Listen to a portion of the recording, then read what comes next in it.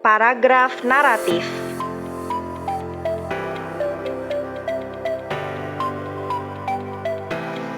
Teks paragraf. Paragraf adalah sekumpulan kalimat yang tersusun secara sistematis dan terpadu, yang mengungkapkan satu gagasan utama serta penjelasannya. Paragraf biasanya diawali dengan kalimat utama, ide pokok, dan dilanjutkan dengan kalimat penjelas untuk memperluas atau memperinci ide pokok tersebut. Jadi, bisa disimpulkan, paragraf adalah satu kesatuan pikiran yang dituangkan dalam beberapa kalimat yang saling berhubungan. Struktur paragraf idealnya terdiri dari 3 bagian utama.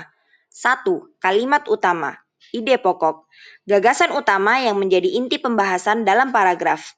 Biasanya terletak di awal, akhir, atau campuran, awal dan akhir paragraf.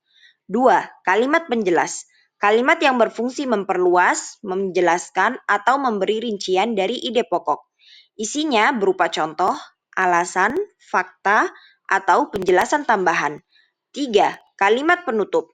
Kalimat yang menegaskan kembali isi paragraf atau memberikan simpulan. Tidak selalu ada, tetapi sering dipakai untuk mengakhiri paragraf dengan rapi. Jenis-jenis paragraf. 1. Paragraf deduktif. Paragraf deduktif adalah jenis paragraf yang dikelompokkan berdasarkan letak kalimat utama.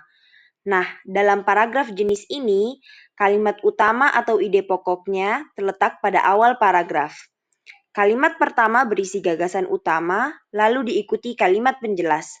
Contoh, kebersihan sekolah harus dijaga oleh semua siswa. Setiap pagi, siswa diwajibkan membuang sampah pada tempatnya. Selain itu, kelas juga harus disapu dan dipel setiap hari. 2. Paragraf induktif.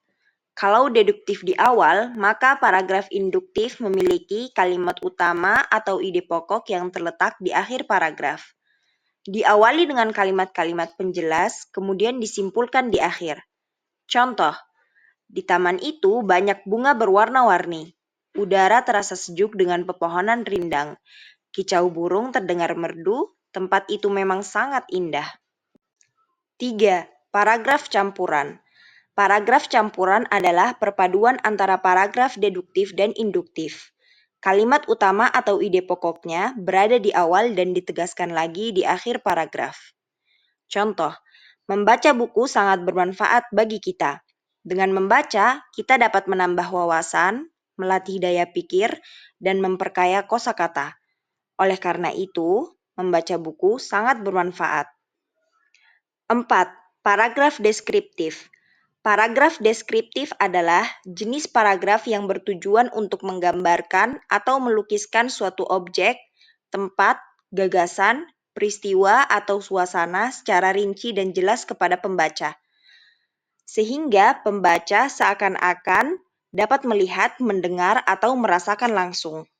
Contoh, pantai itu begitu indah, pasir putihnya membentang luas, ombak kecil berkejaran, dan angin bertiup sepoi-sepoi.